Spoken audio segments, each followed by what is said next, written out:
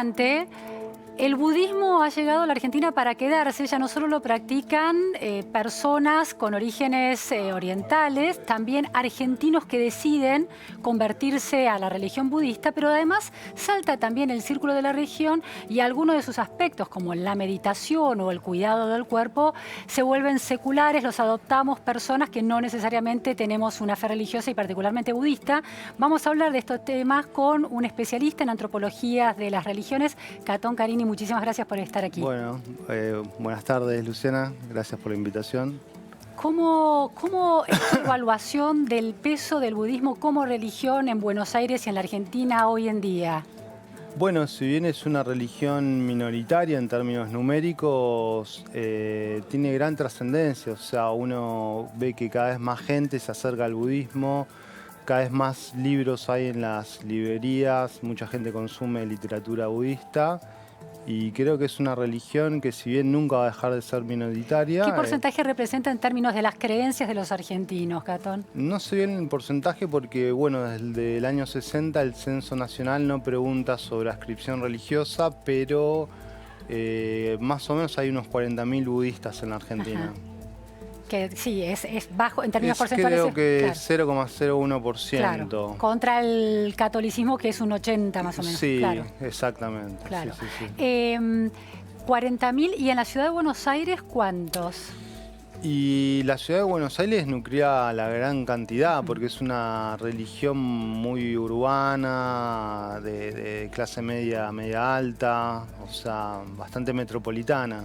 ¿Y eso a qué se debe? ¿Tenés alguna explicación, vos que estudiás muy detenidamente este tema? Bueno, básicamente porque el budismo llegó primero mediante libros, ¿no? Entonces parte de una cierta gente con un perfil de capital intelectual bastante importante, claro, y que se interesa desde los años 40 en los libros budistas, y a partir de la apertura democrática en el 83 se empezaron a formar instituciones que ya no solamente transmiten una filosofía, sino también una práctica, sí, como la meditación.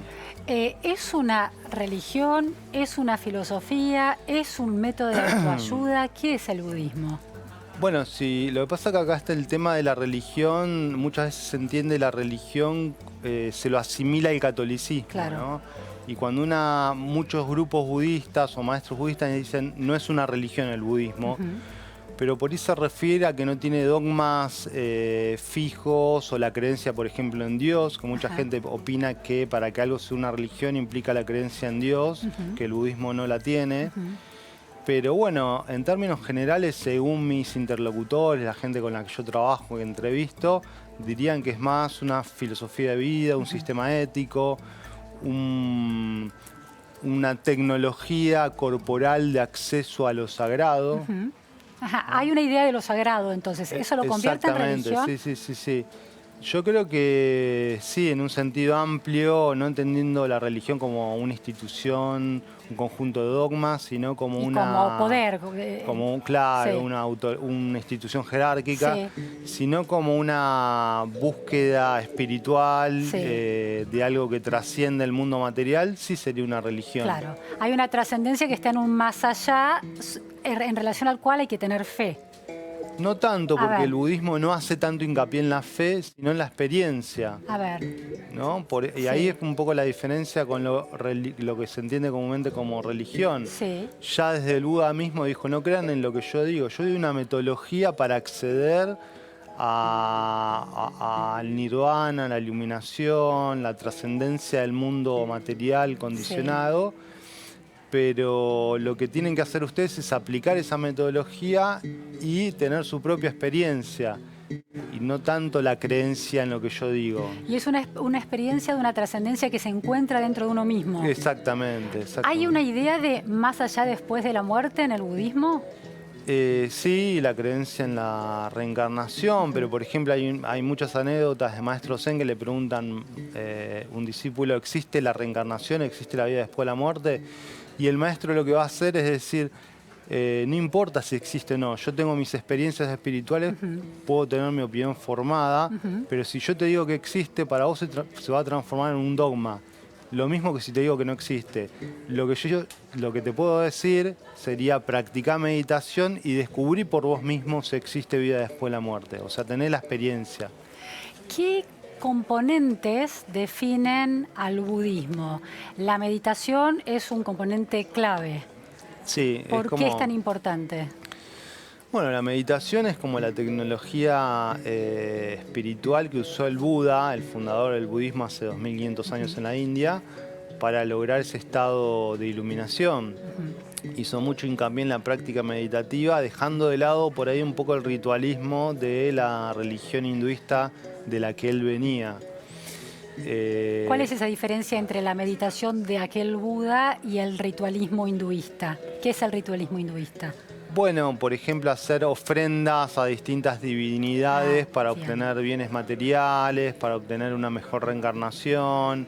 La meditación hace hincapié en la práctica de la meditación para purificar el karma de uno mismo, liberarse del sufrimiento, pero todo el hincapié es en la meditación en general, ¿no? Después hay un montón de escuelas budistas diferentes, no son todas iguales. En relación, me queda una duda todavía, ¿el Buda tiene alguna en el relato, por decirlo así, budista, el Buda tiene alguna vinculación con la divinidad? Jesús es el Hijo de Dios, digo, ¿el Buda tiene alguna relación? No, la diferencia entre Jesús y el Buda es que el Buda era un ser humano como cualquier otro. De hecho, era un príncipe de la casta de los Sakyas, Siddhartha Gautama, del norte de la India, que tenía un palacio, mujer, familia, hijos, y que en un momento lo abandonó y se dedicó a distintas prácticas yógicas hasta que encontró un camino particular que le enseñó. Pero él decía, todo el mundo puede alcanzar lo que yo logré siguiendo esta metodología espiritual. Entiendo. Era un ser como cualquier otro. Y esa metodología espiritual implica una tecnología del cuerpo determinada. Claro, ¿no? Es muy importante la parte corporal en el logro de ese estado de conciencia abierto que conoce más allá de la realidad material. ¿Cómo se relaciona con ese cuidado y esa preparación del cuerpo el yoga con el budismo? Bueno, de hecho ¿Son lo mismo? ¿Es parte de eso? No, dicen los mismos budistas, ¿no? Que el yoga, en realidad, las asanas del yoga son una preparación para la postura, por ahí no sé si más difícil, pero más importante, que es la postura del loto, que es la postura de meditación. Claro. O sea que toda la práctica... Estar así con las piernas cruzadas. Con las piernas cruzadas, el loto completo, que es muy difícil. Entonces todo eso, todas las prácticas de yoga, sobre todo el hatha yoga, serían una ayuda, pero el objetivo final es meditar en la postura del loto. Claro, como una especie de entrenamiento para estar listo para esa postura. Exactamente. Bien. Sí. Y la meditación también es una práctica de entrenamiento de la concentración o del abandono. Claro, la meditación es un ejercicio de la atención, la voluntad para observar la realidad a nivel del interior de uno mismo, ya sea los pensamientos, las emociones o las sensaciones corporales. Bien. Para un católico, ¿puede convertirse al budaísmo o puede seguir siendo católico y al mismo tiempo ser budista? Claro, en el sentido religioso de la palabra, ¿no? Sí. Mirá, sí, totalmente, porque muchas veces el budismo no pide una conversión. Muchos de los practicantes que yo conozco no se definen como budistas, se definen como practicantes zen. En ese sentido es parecido al yoga, ¿no? Que hay gente que sigue siendo católica pero practica el yoga. Y de hecho hay un grupo en la Argentina que se llama Sendo Betania, que son católicos que practican el zen. De hecho es fundado por un sacerdote jesuita, el padre Lasalle, y actualmente lo dirige una monja española. ¿Aquí en Argentina? No, en España, pero tiene un centro en Argentina. Y son católicos practicantes, pero también hacen zen, se fundan a meditar zen, porque para ellos les permite mejor vivir y comprender el catolicismo, el cristianismo. Claro, esa es la idea. Ahora, entonces tenemos el budismo con la meditación, el yoga con una preparación física. ¿Y el zen qué es? El zen es una línea del budismo originaria de Japón. Antes estaba en China bajo el nombre Chan, que es muy parecida también al budismo original en el sentido de que la práctica es muy sencilla, es simplemente sentarse en postura de meditación de loto o medio loto. Y creo que algo clave que dice el Zen es que ya todos somos Buda, todos estamos iluminados. Lo que pasa es que no nos damos cuenta porque estamos todo el tiempo corriendo atrás de cosas o huyendo atrás de otras. Entonces lo que propone es sentarse en la postura del Buda. Y cuando uno se sienta en la postura del Buda, ya de por sí eso es iluminación, porque es la actividad propia de un Buda, sentarse en esa postura. Claro. ¿Cómo juega la respiración? Que es también un elemento, y el manejo de la respiración es un elemento clave, ¿no? Por lo menos en el alcanzar cierto grado de meditación. Sí, totalmente. Mirá, se usa muchas veces como una forma de preparación, pero no se hace tanta importancia en lo que por ahí en el yoga se conoce como los pranayamas, que son ejercicios respiratorios, sino que se trabaja sobre todo con una respiración natural. Se usa mucho la respiración como objeto de concentración, o sea, seguir la respiración, observar la respiración, pero el flujo natural de la respiración, tal como entra y tal como sale. Catón, hay una expansión de la meditación que se traslada a un consumo más masivo, que es el mindfulness, ¿no? Que ya se desprende completamente de cualquier vinculación trascendente, filosófica o religiosa, y es una especie de técnica de meditación para alcanzar ciertos estados cerebrales y cognitivos. Claro. ¿Cómo se hace? ¿Por qué una filosofía que tiene algo de religioso o una religión que tiene mucho de filosófico da ese salto a una especie de consumo masivo de sus prácticas? Esto ha sido común, no pareciera que en el catolicismo llegó a pasar eso. No, pero bueno, justamente porque el budismo tiene este bagaje de técnicas corporales, somáticas, para alcanzar cierto bienestar, porque más allá de alcanzar el nirvana o la iluminación, uno practica meditación y siente cierto bienestar, le hace bien. Entonces, por ejemplo, el mindfulness es la versión secularizada, por ahí más hasta comercial.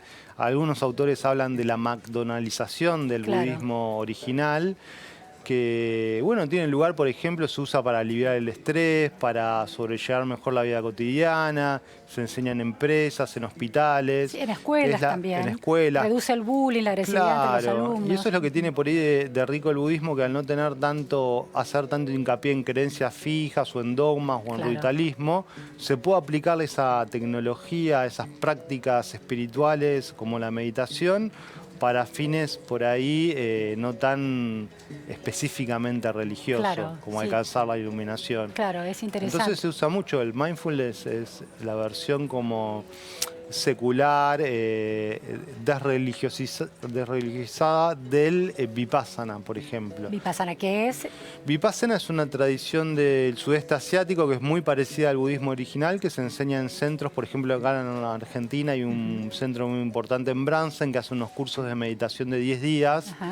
Pero bueno, es distinto. En mindfulness uno por ahí medita 20 minutos a la mañana y está hecho como más para consumo masivo. El Vipassana todo el mundo puede ir, pero es como una práctica ya dentro de un contexto más de búsqueda espiritual y más profunda, 10 días de meditación.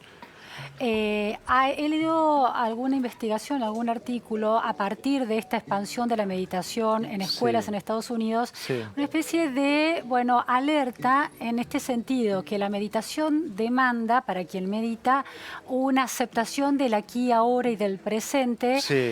Y lo que se planteaba es que eso podía inducir un cierto estado de resignación ante el poder de actuar sobre la realidad, la fuerza de voluntad de los individuos. ¿Cómo ves eso? Bueno, sí, a veces se hace esa crítica, es muy común. Yo no creo que sea tan así. Conozco muchos maestros zen que son muy comprometidos socialmente, que hacen un trabajo de desarrollo social muy fuerte. Pero no quiere decir que ese compromiso social o político esté divorciado de sentarse una hora y tratar de no cambiar nada, no buscar nada, que se refiere más que nada a la realidad del propio cuerpo, de la propia respiración, de las sensaciones corporales, de desarrollar... De tener los pensamientos, ¿no? Claro, del acelere de uno, el rumiar de cada persona. Claro, exactamente. De hecho, después de una práctica de meditación hay como una energía que por ahí te impulsa y te da más pilas para ir y hacer algún trabajo para mejorar la vida de la comunidad. ¿Vos practicás meditación? ¿Aprendiste alguna de estas técnicas? Sí, yo practiqué mucho tiempo budismo zen, que fue mi primer trabajo también de campo, una comunidad que investigué. ¿En dónde? En Capilla del Monte hay un templo muy importante, Yogenji. Templo ya religioso eso. Es no un solo- templo, sí. sí, budista zen, Sí. que hace práctica de meditación en la falda del Cerro Uritorco.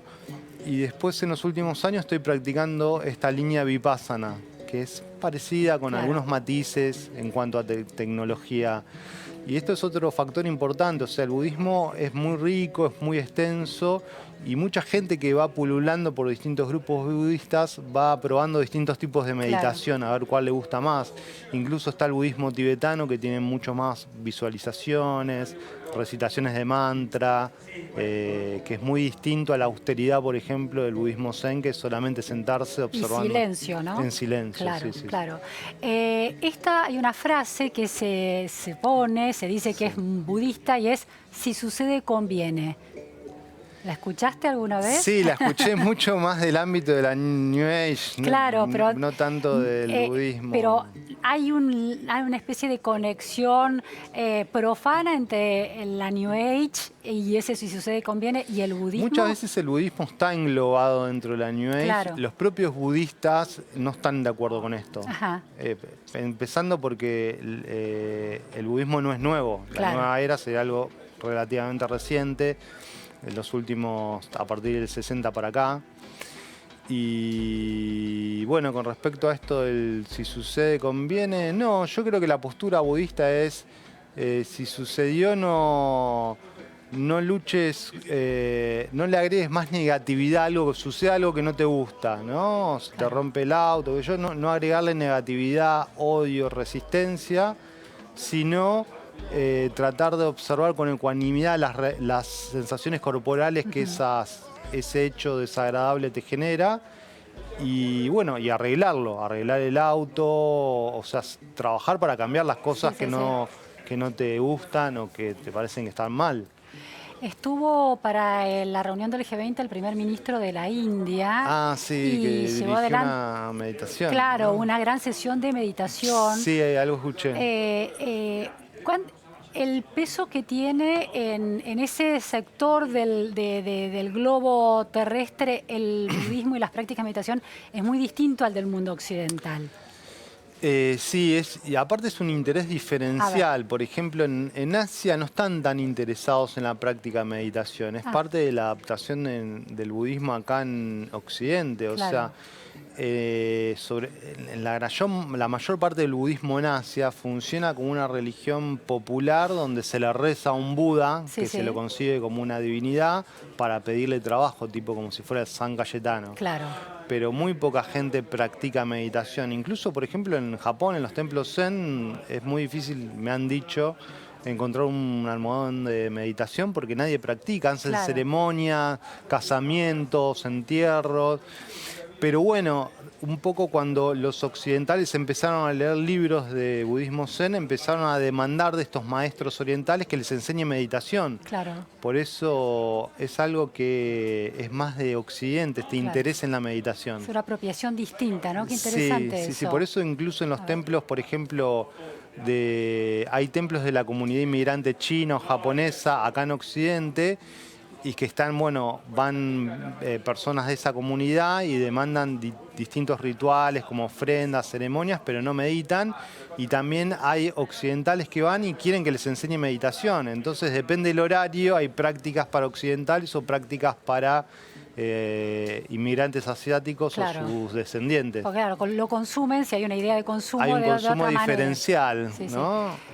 Último tema, Catón, ¿cuál es el lugar de la mujer dentro del budismo? ¿Hay sacerdotas o hay, cómo se llama? ¿Sacerdotes? Maestras zen, instructoras. ¿Hay mujeres? Sí, de hecho es uno de los grandes cambios que ha hecho el budismo en Occidente, uno de los grandes avances cuando llegó a esta parte del globo. que es la mayor participación de la mujer. Ajá. De hecho, bueno, acá en Argentina hay maestra Zen, Ariana Labate, la maestra Dosei, hay, bueno, maestras de Vipassana, hay como cada vez más protagonismo de mujeres dentro del budismo. Y finalmente, el Dalai Lama, ¿qué representa dentro del budismo? Dalai Lama representa lo que es la línea del budismo tibetano, ¿no? Que es uno de las tres grandes ramas del budismo. Está el budismo Mahayana, el Theravada, y el budismo Vajrayana, que es más el budismo tántrico o tibetano, que es el budismo del Himalaya, ¿no? Y el Dalai Lama es el líder espiritual de esa, como si fuera el papa de esa línea de budismo tibetano. Pero no de todo el budismo, no hay un solo papa, un solo Dalai Lama de todo el budismo. Y de hecho dentro del budismo tibetano hay 4 escuelas, por ejemplo, que tienen su líder, que no es el Dalai Lama. De la escuela Kagyu está el Karmapa, que es como está la misma jerarquía que el Dalai Lama. Pero bueno, es el más conocido en Occidente y ha tenido una gran labor en difundir las ideas del budismo tibetano. Los libros de él se consumen en cualquier librería y hay muchos grupos budistas tibetanos en la Argentina. Bueno, muchísimas gracias, Gastón, por iluminarnos sobre este mundo del budismo que tiene tantos secretos y es tan interesante también para la vida cotidiana. Gracias, muy gracias amable. por la invitación. Nos vamos a una noticia trágica. 2 trenes chocaron de manera frontal en Barcelona, en las afueras de Barcelona. Hay al menos